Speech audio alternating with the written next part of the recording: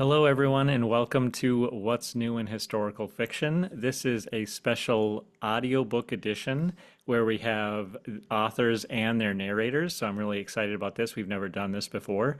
If you're new to What's New in Historical Fiction, it's a regular panel series that includes historical novelists with new and upcoming titles. So we have six panelists for you today that I'm really excited about, three novels. I do have a link to their books so that you can learn more about them on our website. And so let me give you that link here in just a second. I forgot to pull it up.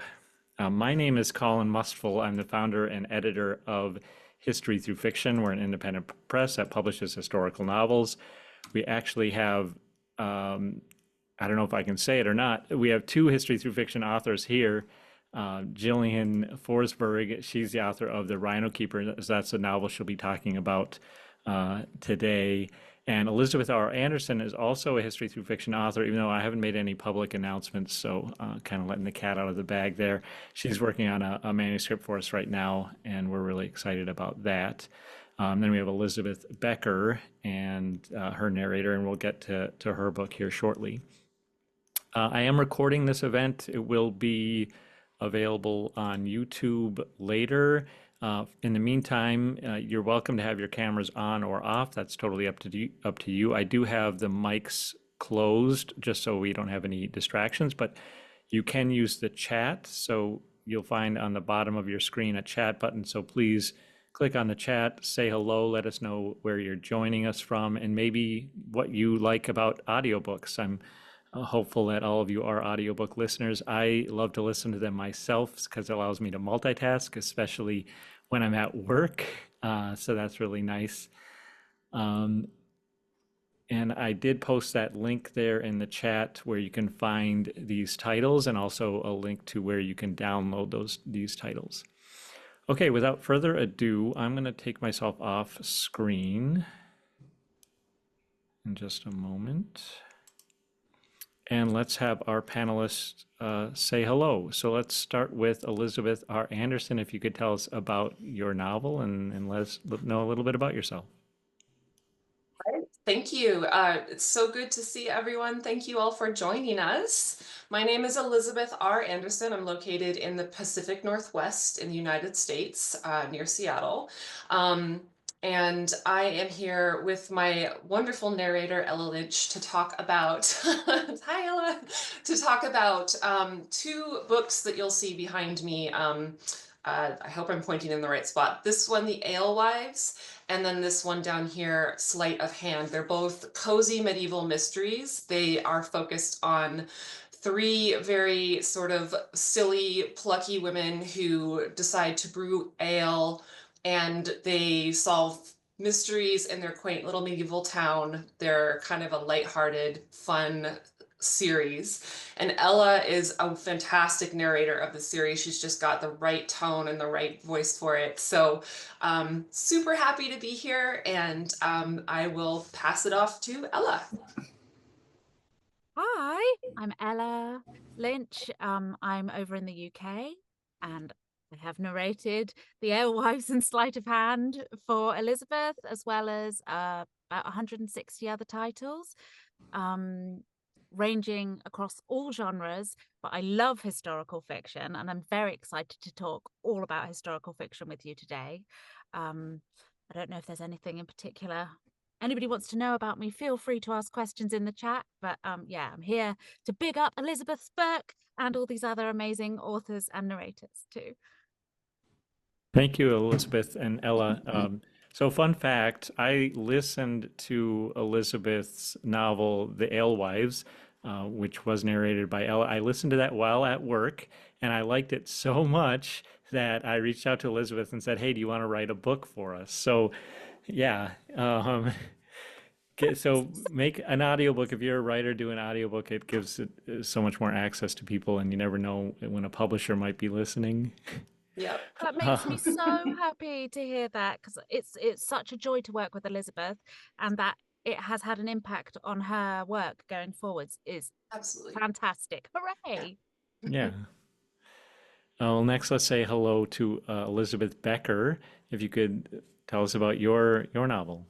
Sure. Hi, everyone. My name is Elizabeth Becker. I'm in Charlottesville, Virginia, and my book is The Moonlight Healers, and it's actually my debut novel. I have a background as a nurse before I was an author, and so nursing definitely influences this book. And just kind of a quick synopsis.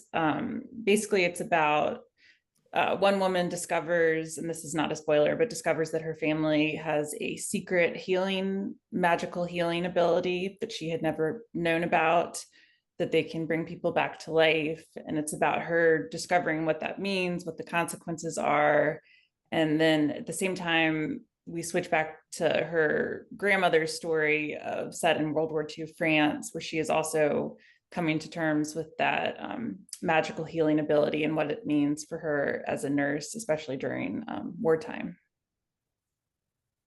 Thank you, Elizabeth. And your narrator, Bailey, if you could say hello and maybe tell us a little bit about your background and have you done other historical novels, things like that? Yeah, hi there. My name is Bailey Carr.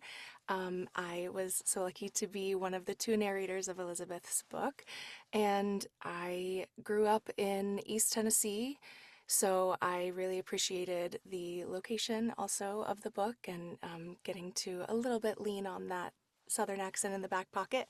Um, and I moved to New York City when I was 17 to go to the NYU Tisch Acting School, and I started with audiobooks right out of school, and I've been doing it for like 13 years now, coming up on 600 books under a bunch of different names, and I just feel really grateful for this cool niche gig that we get to do.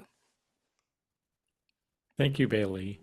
I just noticed that the previous link I posted to the waiting room participants. So now I just posted it again in the chat, that a link to a landing page with all three of these titles if you want to go check those out and learn more about the novels and find where you can download them. Finally, Jillian Forsberg, author of The Rhino Keeper, who we've had talked many times. We did this when Jillian's book came out in October, and then in February we published the audiobook. So Jillian, say hello and let us know about your novel. Hi, I'm Jillian Forsberg, coming to you from Wichita, Kansas.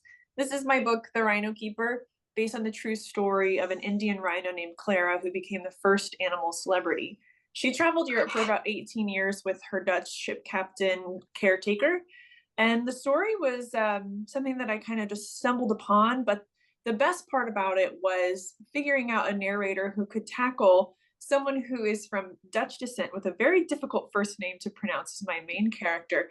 And when you travel all around Europe, you have to have all of these different accents and everything for your character. So finding Carolyn was a dream come true for me. So I'm really happy to be here. And spoiler alert, I'm actually kind of an audiobook newbie. The first ever audiobook I listened to was my own. So thank you for that, Carolyn. And Carolyn, if you could say hello and tell us a little bit about your background. Yeah, hi, my name is Caroline Hewitt, and I'm an audiobook narrator. I've been narrating for about 5 years. And I have my little daughter here, so if I go off camera, it's just because she needs attending to, but I'm very much listening to everyone and very present as much as I can be. I had so much fun narrating The Rhino Keeper, and it did feel like a beautiful tour of Europe. And I love doing accents. I speak French and German, and so those accents are especially fun for me, but it's always wonderful to learn new accents. And Dawa was an especially fun accent for me to get to do. So it was just such a pleasure working on The Rhino Keeper. Thank you, Carolyn. Well, one question that I want to know is how do you become an audiobook narrator? So I want to start there. Ella, if you could tell us a little bit about your journey. Was it something you always wanted to do, or what was a circuitous route? How did that work for you? Okay, I think my journey's quite unusual.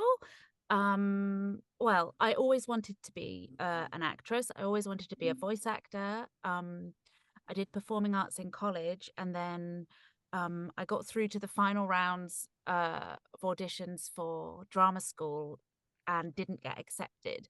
and I was 18 and extremely anxious and had no self-confidence. And so I ran a million miles in the opposite direction and didn't do any acting for 10, 12 years because I was terrified of rejection and knew I wouldn't be able to cope with it.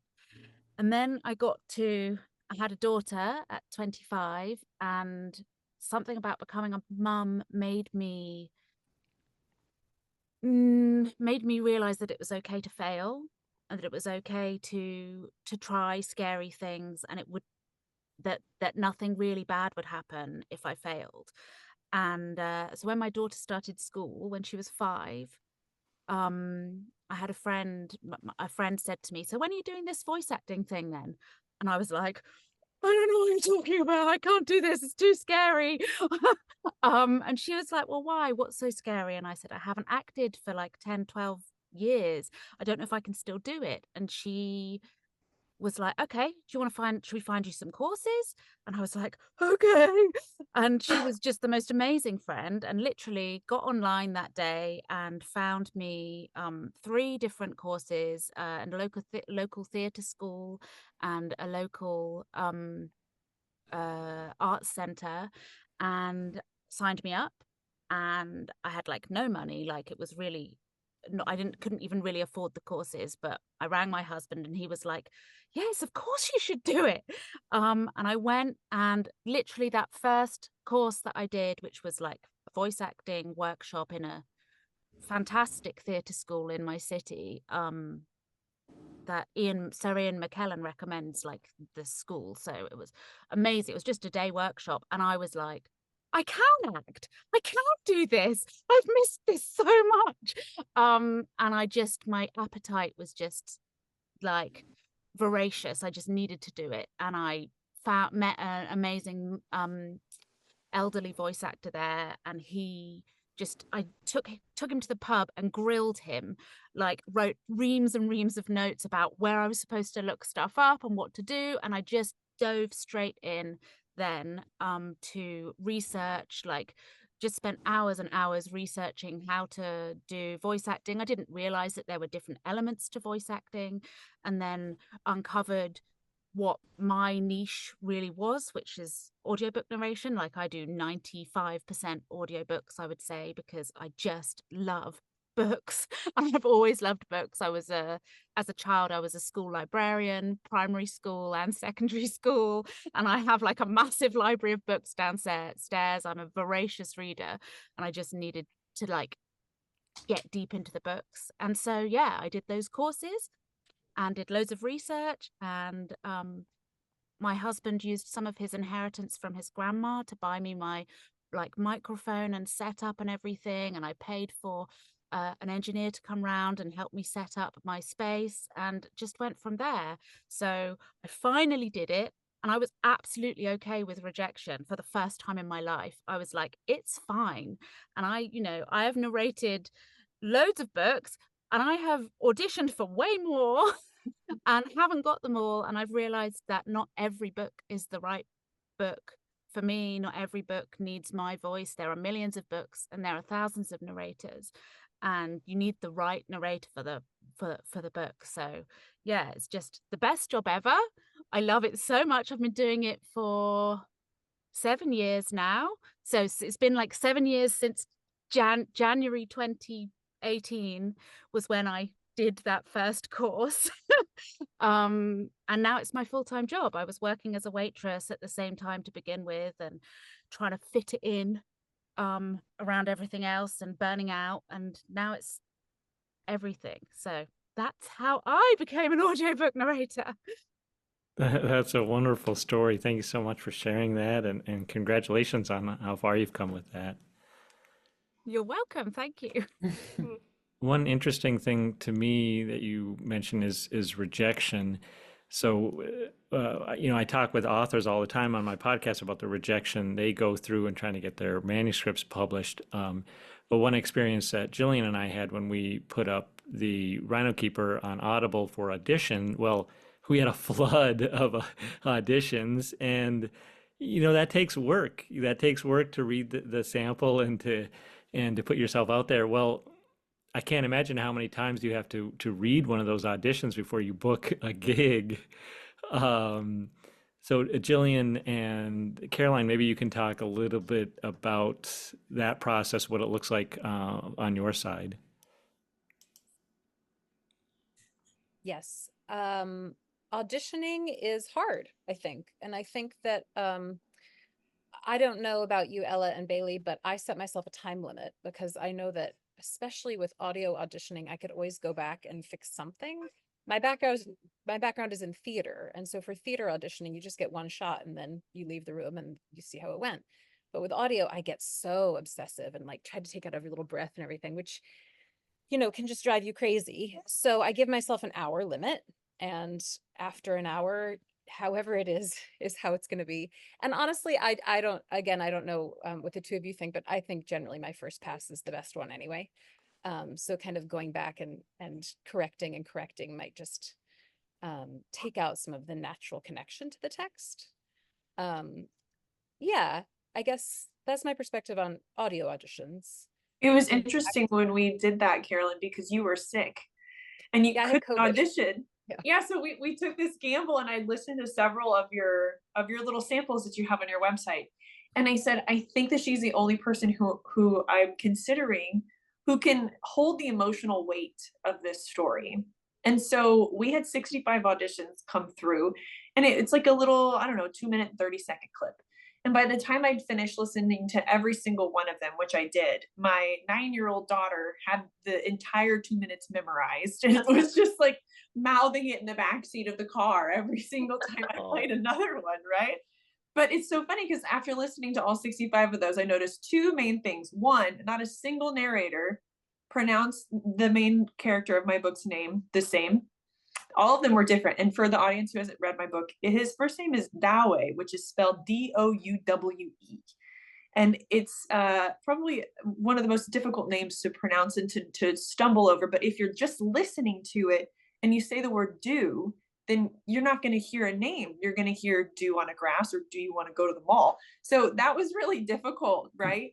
And we had a long conversation about that, but it was fascinating to me to listen to all of these auditions. And I had everybody who, there were names that I actually recognized, and there were people who I could talk, they were just talking into their phones to audition as well. And there was no skill in their editing. So we had a full gamut of people, but at the end of the day, I think I made the best decision I possibly could have, because I wanted the emotional pull that you can create when you narrate something. And that was what was most important to me. That's so lovely. Thank you. It's also fun with auditions, and I can't remember the exact selection. Again, I had COVID during that time that you chose, but accents are a challenge during auditions too. And I think I would love to sit down with you, Jillian, and talk about the accents in the book too, because I think something that we talked about when we were emailing was sometimes you need to tease out accents, in one direction or another, depending on what the other accent in the scene is, right? So if you have two people from a similar, someone from France and someone from Belgium, right? Like, how are you going to distinguish those, for example? Which maybe auditions don't get quite that granular, but it's fun. It's just fun stuff to think about with the book in general. For sure. And I think it's also one of the funnest things that I did was made you a little character profile. Yes, every single person. I was like, here's what they look like in my brain, which so is helpful. Basically Eddie Redmayne. I sent you all these celebrity pictures. The celebrity and here's their background. Were really helpful. Yeah. Yeah, because you gotta know, like, there were so many people who auditioned, like, well, what, my ship captain with the rhinos doesn't have a deep gruff voice, does he? Like, I don't know. That's how an actor interpreted that. So as an author, it's really interesting to hear someone speaking in your character's voice that you've never actually established in your mind what that might sound like. That made me pull myself out of the narrative and say, okay, who are these people I'm writing about? Yes. And that, for every audiobook narrator's interpretation, there's a reader's interpretation too, so right? Where they're from, who they are, and what their accent was. And I loved doing that, honestly. That was really fun for me. So cool. Yeah, I found that fascinating that depending on who you choose, whether it's a male voice, a female voice, a British voice, middle-aged voice, like how different the story could end up, even though the words are all the same, the actual story that the person takes in is going to be completely different. Elizabeth Becker, I wonder, what was your process like? Did you get to listen to auditions and choose, or did your publisher do that? So I did get to participate and have some input. I don't know if it was quite as extensive input as it sounds like Jillian might have had. I think they kind of narrowed it down for me first. They didn't probably give me the full range of people who auditioned. I think I got like maybe 4 or 5 for each of the 2 protagonists, and then I got to rank which ones I liked. And I was very lucky that they listened to me and because I guess I don't think they certainly didn't have to. I don't think it was in the contract that Graydon House, my publisher, had to pick which ones I liked, but luckily they went with that. And so I felt like I was very lucky because, I mean, I loved all of the auditions that I received. I think they were all wonderful. But I definitely, connected with Bailey and Cassandra and felt lucky that that's the direction that they, went in. And Bailey, how about you? Did they reach out to you, or was this something you had to look through a bunch of auditions and you said, "Oh, this is the one for me"? How does that work on your end? Yeah, this particular project came through from the publisher, and it was an audition opportunity. And they come to you and say, here's the length of the book, and here would be the window. Do you have availability? Are you interested in submitting? And so you get the audition copy and you do your best and you submit it. And then I was notified later that I'd been selected. And do they provide any direction on the type of voice they're looking for, or how to interpret the characters, or is that something you decide as an artist, I guess?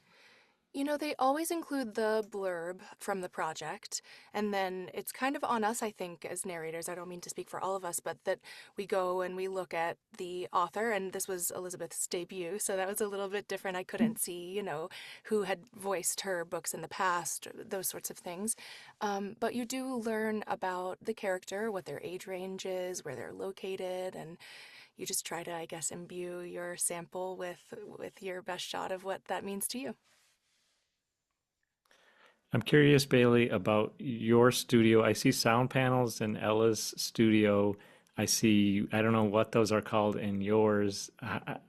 Are you guys in a closet that you just fashion into a studio? Personally, I'm in a type of booth called a Studio Bricks booth. They're manufactured in Spain and they come on a ship across the ocean to me. They're really great because they're modular, so they're easy to move around if you change apartments or homes or anything like that. And they are pretty sturdy. You might still hear my dog huffing in the background or airplanes if they're low flying, but I have had several iterations of booths across the years, starting in like a modified closet like you're mentioning, and different pre-made booths as well. But I finally landed on what I like to think of as like the Cadillac to the hoopty of booths. So. Well, let's talk about the author-narrator relationship, because that's a very important thing as far as the outcome of, it comes from the author's creative vision, but then the narrator puts their own spin on that.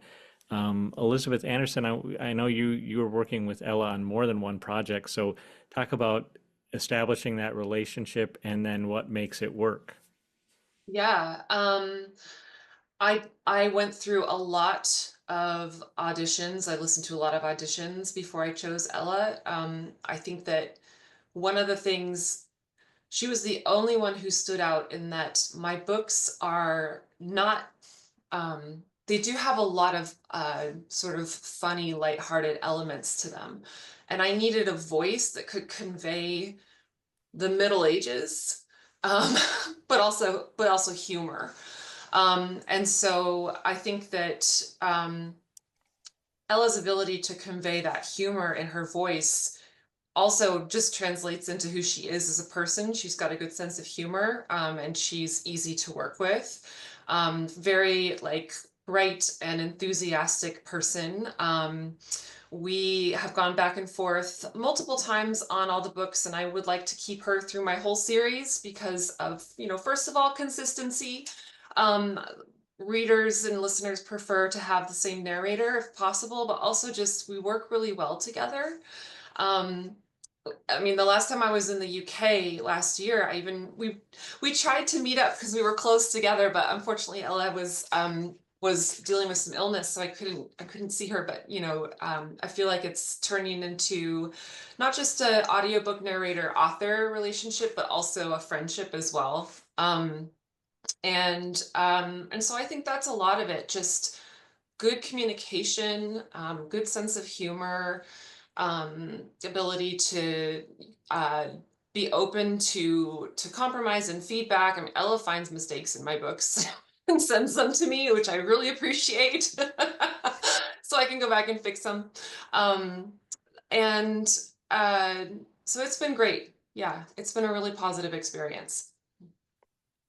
Ella, I'm curious because having published a couple audiobooks now, sometimes the narrator, I mean, they will just read whatever it is, even if it doesn't make any sense. So are you comprehending what you're reading, or how does that work for you? What do you mean by comprehending it? Because sometimes I find it surprising when there's an error in the text, and the narrator will just read it word for word, even though it clearly doesn't make any sense. But it sounds like you catch some of those mistakes and say, "Hey, do that." Yeah, this is why you want a human to read your audiobook versus AI. A little plug Yes, for human Bailey. readers. I always say there's no better editor than an audiobook narrator because we have to make sense of every sentence. And so anytime that there's an inconsistency or a word transposed, we, like you said, I can't imagine leaving something in if it didn't make sense. So it's interesting you've encountered that. But yeah, please, Ella. I don't remember that I've done that. That's hilarious. You But have. maybe I did it maybe I just did it like as I was narrating, or maybe it was when I prepped and then I said, "Oh, did you mean this?" Yeah. Yeah, okay, yeah. So if I'm not sure what the point is, and when I'm working directly with the author, which with Elizabeth we work directly, there was no publisher or production house in between, so it's really easy to be able to communicate about that. And I really wanted to make sure that her audiobook was the best it could possibly be. And if I don't understand what something means, then I can't make it the best, because it's going to translate that I'm confused. So yeah, I'm not gonna it's a different experience working with an indie author to working through a production house or a publishing house, because when you've got that, you don't really get to go back necessarily to the author and directly communicate with them. So you have to, like Bailey said, make that interpretation yourself. And I would, if it really doesn't make sense, if I can figure out what it's meant to say, then I would adjust it and maybe just note when I upload the files, this is what I've done. Or if when corrections come back and they want it to be word for word, and which, like, as though it was AI, I might say, well, I can re-record that for you, but it doesn't actually necessarily make sense. So your choice. But yeah, yes. I didn't remember that I'd done that. I'm so glad you did it. I want to make sure that my book is flawless, and so I really find it helpful when you find things. When my beta readers find things and ARC readers find things, I want to know. I'm not sensitive about feedback. I need it. We all do. I think it's interesting too, because as authors, we're told read it out loud and then you'll really know. But we've read it so many times by the time it reaches this stage that we just skim over it, because to us, we know what we meant. So to have another set of eyes on it who's looking at every single word, I think is so important to this process of being like, oh, is this the best it can be? Or is this audio narrator just found a massive typo? Thank you so much. Those things are so important to us too. Cause like I said, we've put our eyes on it too many times to really see those errors again. Yeah. Mm-hmm. Yeah, I feel like I always get excited when I find an error because it makes me feel like I'm part of the process. I'm like, oh, I'm helping write this, even though obviously not really. It's like just finding a word here and there. But I think it's kind of fun. It's sort of like a little treasure hunt. That is fun. Mhm. Carolyn, do you want to introduce us to your guest? Yes, this is Hadley. Hi. She's, you know, supposed to be napping right now. Aw. This was unplanned, but she's putting in an appearance because she loves audiobooks so much. And the Rhino Keeper especially. Aw. Aw, that's so sweet. Well, Bailey brought up an interesting point, and I don't want to get too controversial, but it's an important topic about AI. And Elizabeth and I were actually talking about that because she's having some issues with Audible, Yep. which she attributes to the rise in AI voices doing audiobooks. So, what do you think? I guess Bailey, we can start with you about what it means for your industry that AI is now available to do narration. Is it, and I guess, are there any protections for you as an artist? Are you part of a union, or what does it look like on your end there? How is that changing your industry? Yeah, loaded queue, but I do have a soapbox with a lot of opinions on it. I am a member of SAG-AFTRA, the union, and they do fight very hard for protections for us with the incoming rise of AI. I personally believe that it is a solution to a problem that doesn't exist because nobody's asking for AI storytellers. I feel that humans should tell human stories, and I would love for the robots to like clean the oceans and do my taxes. Like that would be Yes. ideal for me. Yeah. But I feel like, especially in my particular take on narration, the emotionality and just the humanity of the characters is what I latch onto and try to bring to the listener. So I can't imagine that AI can do that the same. But it's rapidly changing and growing. So we're in a very unstable time where I'm really curious to see what it'll look like in 2 years or 5 years. And yeah, I don't know. Ella, do you have more thoughts on it? Um, Ella has thoughts.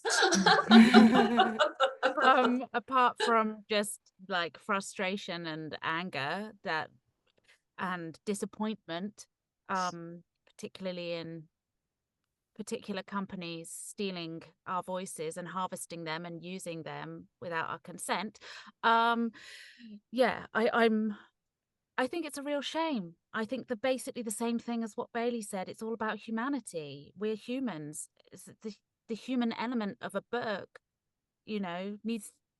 we are a conduit for the words. And so to kind of put that through a machine, it just feels really sad. I'm a very feeling person, and it hurts me that is a choice that has been made by people and that money is being put above art. And like you said, I'd much rather the robots cleaned the oceans and did my taxes. Like that sounds like a really useful job for AI rather than stealing creativity. And Not we've to discount the seen hardworking accountants and bookkeepers as well. No, Like of I would like all course. of the jobs to go to Yes, the yes. humans. But Caroline, what about you?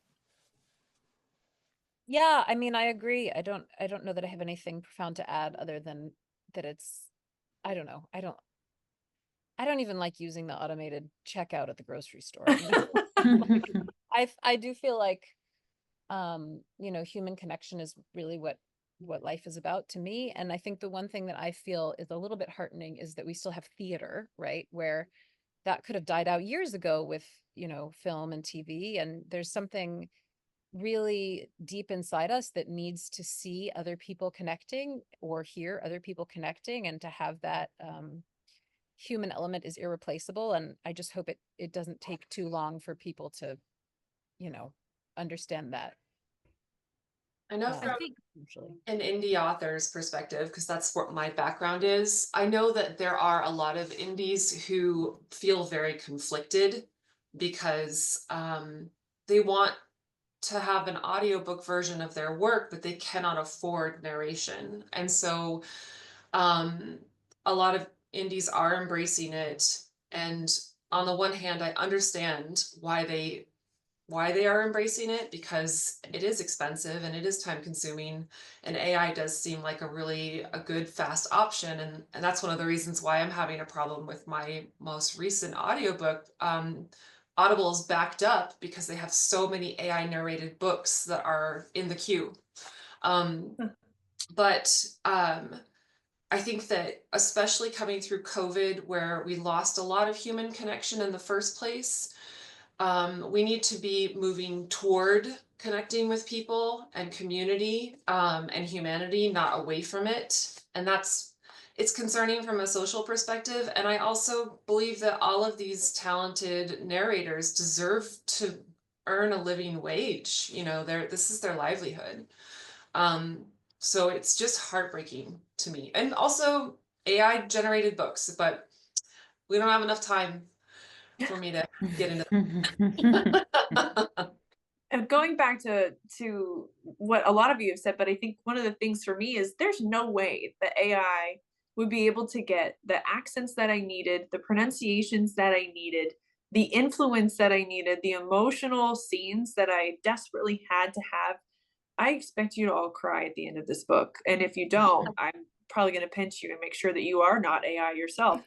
But that's the thing for me. It's like, every time I use AI, like even like a chat bot that's like, hello, how may I help you with your order on this random website today? And I type in what I need and it's like, I don't know what you just meant. How could I expect any kind of AI to get a Dutch accent, an Indian accent, and know how to pronounce my main character's name correctly, or even my name correctly as the author? There's no way. Plus those dramatic pauses, the influence of specific words, like there's all these tiny little things that come along with acting. And that is why I don't think theater has disappeared. There is no truly replacing the art form that humans have created with any sort of performing arts. And you can usually tell our brains say something like, something's off about this. And, I understand the indie author thing too, but the reality is that you actually don't have to have an audiobook for your book. But one of the things that was really profound to me was last October when my book was released, a person reached out to me and said, my husband is blind and he absolutely loves the topic of your book. Will you be releasing an audiobook? This was not a convenience for someone. This was someone who physically could not read my book and wanted to. This was the opportunity for me to say, there are no limits to who I want my audience to be. And when I got that message, and then when she started reading it out loud to him, I said, all right, I think it's worth it to do this. And from there on NetGalley, the reviews, not for me, but for Carolyn, have been insanely good for my audiobook. And when I finished listening to it, I found myself saying, this no longer feels like mine. This feels like it belongs to everybody. It doesn't feel like my words on the page anymore. And I don't think that AI can do those things for us. And let me tell you, the very first free copy of the audiobook was sent to the woman who has the blind husband who listened to it and loved it. So those types of human connections, we can't expect AI to fulfill those needs for us at all. So I get it for the cheap side of things, I do, but it will never replace what actually comes forward when humans do the right work for each other. Right. There's a case for accessibility, certainly. Like, I recognize that as well. But on the flip side of that, I feel like people deserve the best, not just a passable sort of emotionless delivery. That accessibility is also shouldn't keep you from quality, I guess. So Absolutely. Question for the other authors. Now that your book is an audiobook, when you're writing, so mine is a series. When I'm writing my other books in the series, I hear their voices in Ella's narration now. She's taken them on, and now it's in my head. I don't know if when you're reading your work, you start to hear it in your narrator's voice or not, but that's what happened to me. I pronounce my main character's name differently now. Yeah. I only said it wrong for 5 years. It's fine. I think if I ever do a sequel, I think we'll hear Bailey and Cassandra's voice as I write. Right now it's not a series, but you never know, maybe one day. Well, Elizabeth Becker, I'm curious, since this is your debut, Mhm. what was it like for you to, the first time you heard the audiobook narration, how did that feel to, hear your story come to life? It was incredible. I mean, it was definitely, every part of this experience has been sort of like it was a very long road to get to the first book and lots of rejection, lots of, failures along the way. So I feel like every single part of this has really, I've just tried to savor and enjoy, and, including the audiobook, certainly, like that's, I never, even when I got the book deal, like I still was like, are they going to actually give me an audiobook? Is that like part of this? And like finding out that it was part of it, it was wonderful. And listening to it was wonderful. And yeah, every single part of it has felt like just like a gift. And I've been very lucky. Um, we have a question in the audience that I see Elizabeth has tackled here. So Gail asked about under title details, does Audible credit AI for books? And Elizabeth said, yes, they do disclose that. So if you're looking for your titles on Audible, there is a disclosure about AI. I believe it's listed as narrated by virtual voice. You can correct me if I'm wrong about that, but I would like to invite questions from the audience. So if you have a question, go ahead and post that in the chat, and I'll get to as many as I can. In the meantime, Elizabeth, why don't our Elizabeth Anderson, why don't you tell us about what you're working on next? You said you hear the voice of Ella in your head. So what are you working on that you're hearing that? So I hope I'm pointing in the right spot. The Monstrous Murders is the third book in this series, and I just announced the pre-order for this book last week, actually. And yes, Ella, you'll be narrating it. But there are several characters. One in particular is always in my head. His name is Brother Tacitus. He is kind of this he's this Dominican friar who you just kind of love to hate, but he also is a lot of the humorous sort of foil in the story. So he's so uptight and so persnickety that he ends up getting himself into all these ridiculous situations. And so I just hear him when I'm writing that character in particular. And the three alewives, she has done an amazing job of giving them extremely distinct voices, which isn't easy because it's three women and they're the three main characters. So they're generationally different. One of them is about 21. The other one is a middle-aged mother of 12 very misbehaved children. And then the third is an older woman whose husband has passed away, and she gets up to all sorts of activities that decent, respectable widows are not supposed to do. Um, and so Ella has done a really good job of being able to give you those distinct voices, so you can hear who's speaking when they're in dialogue with each other. And then her work on the male voices is also very impressive. I think that's got to be quite difficult, but she has done a really fantastic job. Especially, I have a character named Georges, who is this drunk, the town drunk, continually in the stocks, always getting tossed in prison. And she has made him so hilarious. So yeah, that's what I hear when I write. Monstrous Murders is no exception. I actually have a question about that for Ella. Ella, when you have three main characters like that, do you like read part of this first to figure out what different tonality they're going to have? Or do you just kind of jump in? Because you may not know on the first page if someone's 52 or 12.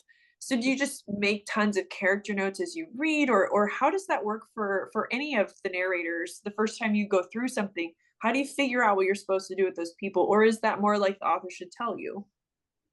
Um, so, oh, it really, I think we all have very different probably have very different ways of prepping books. So for me, I like read the book and need to kind of just absorb the feeling of the characters. It's all about absorbing them.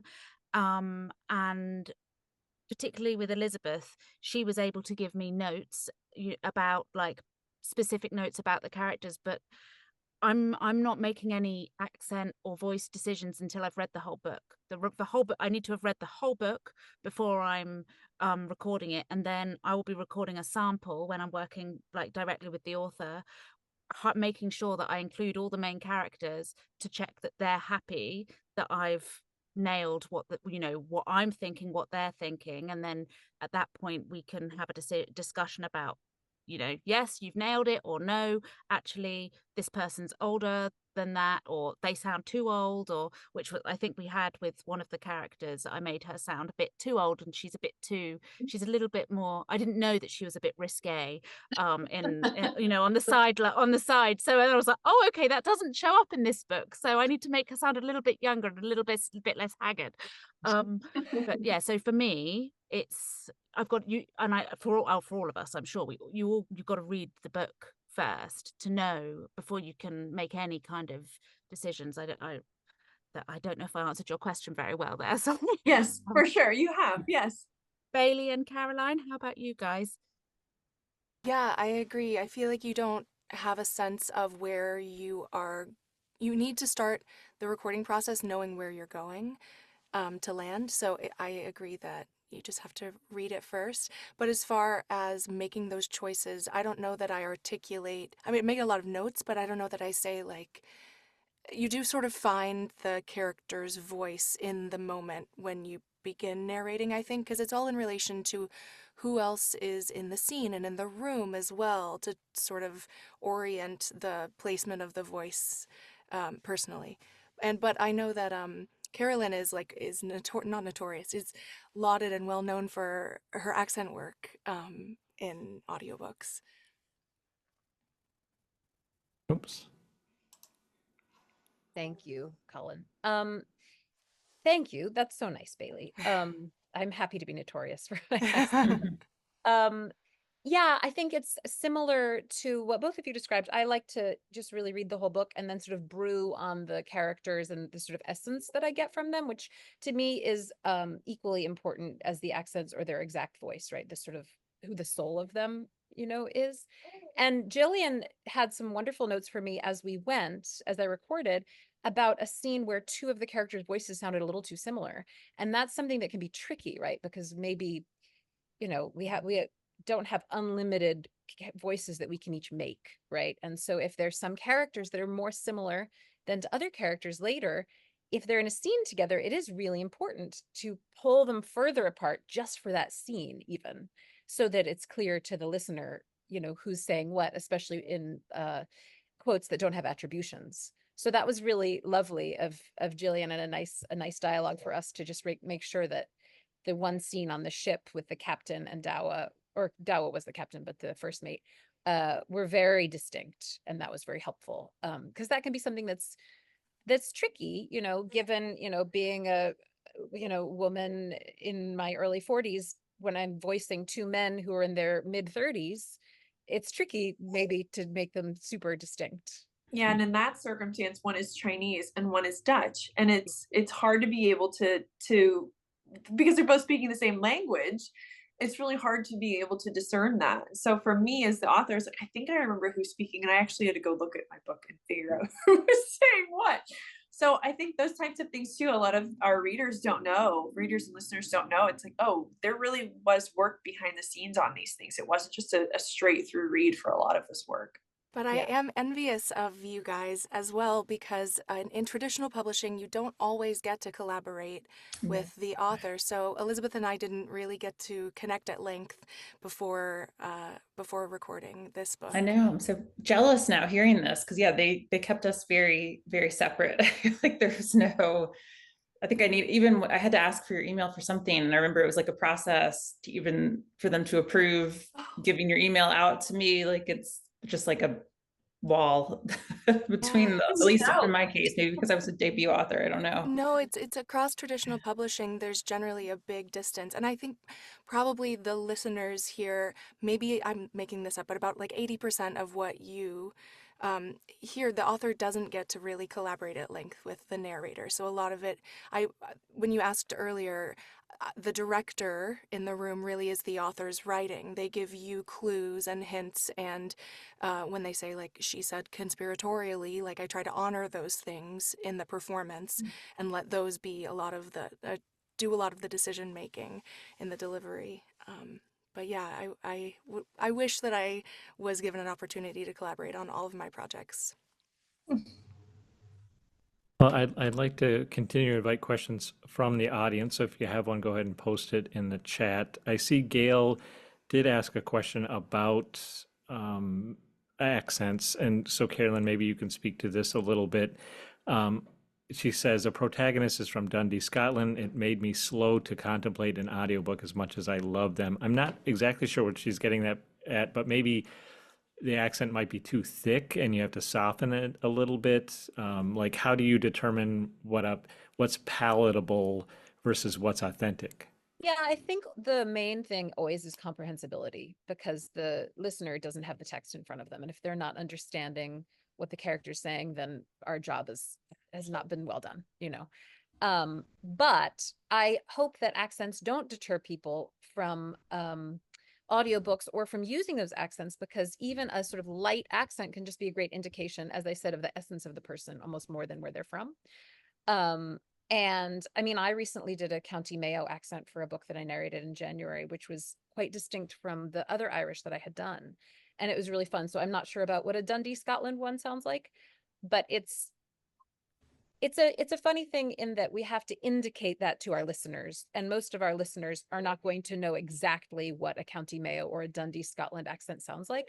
So I sort of think of it like a hint of that region. Bailey, you had I don't know if talked. that answers the question. Oh, Sorry. yeah, definitely. I honestly, when I was in Scotland, I couldn't even order McDonald's. I didn't know what they were saying. Bailey, you had mentioned that you had this box shipped over to you. I do a lot of recording here in my little apartment, and I'm near an airport, so I have to close the window and I have to unplug my refrigerator because it hums. And if it's summer, I can't have fans or air conditioning on. I wonder if you or any of our narrators can talk about maybe some of the challenges you have to overcome that a reader might not even think about. Oh, it's so hard. Even with this big old fancy heavy box, I always make the joke that trying to create quiet is a Sisyphusian task.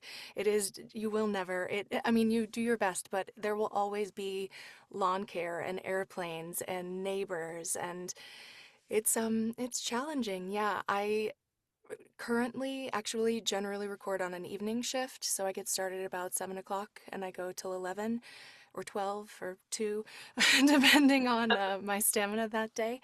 And I find that that's just like a quieter time of the day. That's when I'm working in my home studio. When I get to go into the city to record at the fancy studios, they have the resources to create mass, which is the only thing that can limit sound. Like, the foam helps treat a space, but there's no sound dampening that's happening when we have these soft things to reflect the sound off of. So anyway, yeah, Ella, what's it like for you? So mine is like a custom built booth rather than an amazing studio bricks. But so the mass thing, that side is of me. There's it's another room, and there's a wardrobe, and then there's loads of linen, and that side's the bathroom. And so I've got like rooms between me and the outside. And so that makes a big difference for sound dampening. But that, like you say, there's nothing that will stop lawnmowers. We had some building work going on. My neighbors have been having an extension built, and that was really challenging recently. And I had to go round and be like, can you just tell me when this is going to be finished? And then adjust my schedule accordingly. The heat thing in the summer. I mean, over here we don't have air conditioning because it's England. And so we don't really do that. But you can't have like a fan or air conditioning or anything like that going. In the winter, I have to turn the boiler off because the boiler will just randomly, when the pipe it comes on and all the pipes are like, you can hear that rumble. You want it to be completely silent, you know. And my family, because it's late here now, my daughter and my husband are somewhere, probably both with headphones on, being very quiet so that you guys can't hear like outside noises. Because I was like, if you need to go to the toilet, don't flush the toilet, don't slam any doors, because I'm on podcast. So yeah, and yes, in the summer it gets very hot in our little boxes, so sometimes we're recording in just our underwear with ice packs under our feet, and like, you know, I get a flannel and put it cold water and put it in the, what do you call it, a washcloth with cold water, and it goes in the freezer, and then it comes out and it's on my neck, you know, to cool me down, and you have to like take like ice breaks and stuff. Isn't that just getting in character for the past, Ella? Yeah, when I do my podcast in the summer, since when I'll turn on the air conditioning for like an hour and just get it as cold as possible, because I know I have to turn it off, and by the end of the podcast it'll be very hot in my apartment. Well, thank you for your sacrifice. I mean, you do great work, and Oh, it's it's worth worth it. it. It's worth it. We love it. But sometimes you're like, I need to take some air. Well, we're coming up on the end of the hour here. I'm going to post the link again to the landing page with all three of these novels and where you can download them. I want to thank our panelists. This has been really fun, really fascinating. I'm so glad that we got to do this, to learn more about the process and how all that comes together. And I think it's really helpful for readers as well to know about all the work that goes into creating an audiobook. I want to thank our attendees. We couldn't do this without you, and I certainly appreciate your time and attention for us, it's a Monday afternoon, wherever you might be in the world. I'm just so glad that you're able to join us here for this virtual event. I like to end each one of What's New in Historical Fiction by asking the question about the value of historical fiction. We are a press that focuses solely on historical novels, and we think it's really important to tell these stories in an engaging way so that people can not just be entertained, but also learn about some really important history and how it relates to today, so that we can make more informed decisions as we go forward as a society. So I guess I'll reframe that question just a little bit, depending on whether you're the author or the narrator here. But maybe if you could just talk a little bit about the value of making these stories, not just putting them on the page, but now adding a whole nother dimension and making them available to readers in the audio format. Elizabeth Anderson, do you want to start us off? Yes, I agree wholeheartedly with what Jillian was saying about accessibility. I think that reading and good stories need to be available to everyone. And so I think that historical fiction provides a way for us to bring lessons from the past to life. And I think that those stories and lessons need to be available to everyone. So historical fiction is important so that we don't forget where we came from. And audiobooks are important because everyone needs to be able to hear that. Thank you. Ella, what are your thoughts? I agree. I'm sorry. Remind me of the question. I'm getting a bit hot in here. Just the value of bringing these stories to life with audio, and why, this is now your career. Why is it important enough to make this your career? I think it's so important for everybody to be able to have access to stories and that human connection. And for me, audiobooks and reading have always been a form of escapism. And I think I really want to be able to give people either that joy or that escapism or whatever it is they need from listening or reading. I love that I get to bring that to people, whether I make them laugh, whether I make them cry, whether, whatever I make them feel, being able to take those authors' words and know that I'm having an effect on the listener is like the most amazing gift. Like, that's just so awesome that people get to hear those words, that, but particularly the accessibility element of that, but also just for everybody. Lots of people prefer to listen rather than listen rather than read with their eyes, and that I love that I'm able to make that happen. For the books that I get to narrate, I just feel, I still can't really believe it's my job. I'm just honored that people want to listen to me narrate, and I'm really grateful that I get to work with awesome authors like Elizabeth. Yeah, that's great. And now when I listen to Sleight of Hand, I'll be thinking, I know her. Elizabeth Becker, what are your thoughts on the value of making audiobooks? I mean, I'm so grateful that my book has an audiobook, because I do think it reaches so many more people than the book would on its own. I feel like I almost feel like the majority of messages I've gotten have been people who have read the audiobook. I mean, I've definitely gotten ones from people who've read the traditional one, but it seems like I'd say like definitely at least 50%, if not a little bit more, audiobook listeners. And I think that there is, just such a power in listening. And there's some people, like we've said, that have to listen, some people who just choose to listen. And I know that the reach of this book would be so much more limited without an audiobook. So I'm so grateful, and so grateful to Bailey and Cassandra for, bringing that to life. Definitely. Bailey, what are your thoughts? Yeah, I just think about how verbal audio was the first storytelling, right? Like historically, that's how we spread our myths and our history. So being able to do spoken word performance of fiction, nonfiction, or just our human stories is really powerful, and I feel really grateful. Thanks, Bailey. Jillian, what do you think? For me, it's about immersion and escapism. I found myself, when I was supposed to be editing the audiobook, that I found myself wrapped up in the story, and I hadn't done that since first draft. And then I thought to myself, what are readers going to think when they're pulled to the past in this way? It's 300 years ago. How could they possibly emotionally connect with something that was alive 300 years ago, an animal or a person? And then I realized that the immersion that we create helps us connect with those around us as well, that are existing in the same plane and time that we do. I think it's so important for us to have empathy for things that happened a long time ago, so that we understand that no experience is necessarily a new one. It's just all colored in a different time period. But I think too, there's a power in someone's kind voice in your ear.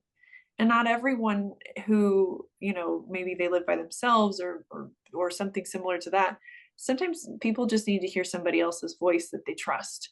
And to have that kind of trust coming from an author and a narrator simultaneously, it just builds, again, that sense of human connection that we all crave. Yeah, definitely. Can't get that connection anywhere else. Carolyn, how about you? Why do you do what you do? What's the value of making these stories into audiobooks? Yes, I agree with what everybody has said. And I also would just add that, I feel like there is something about that sort of bedtime story feeling of, snuggling in close to someone and hearing them tell you a story that is so potent and so important and so comforting. And I feel super proud that I get to do that for a living, and that historical fiction especially gets to come to life that way, because it is this sort of like sitting by the fire and hearing an old tale kind of thing, which I think is really special. Well, thank you, Carolyn. Thank you to all of our panelists. This has been so much fun. I'm so glad that we could do this. Please go out there, get these novels, download them, get them. I'm sure they're available in your libraries as well. Tell people about them. We really appreciate the support. As you can see, how much work goes into creating these stories. Congratulations to our authors on your novels, and thank you so much to our narrators for being a part of those stories. So have a good day, everyone. Thanks again for joining, and I'll see you next time on What's New in Historical Fiction. Thanks, everyone. Bye. Thank you. Thanks.